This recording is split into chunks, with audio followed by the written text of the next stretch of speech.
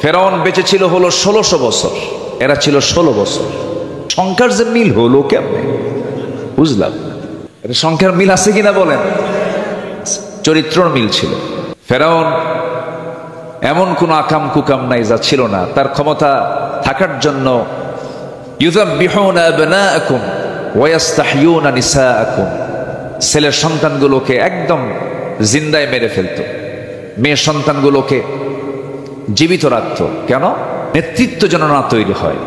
নেতৃত্ব তৈরি হওয়ার ভয়ে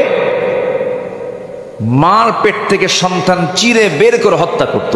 কত বড় নরপিশাচ ছিল হলো ফেরাউন।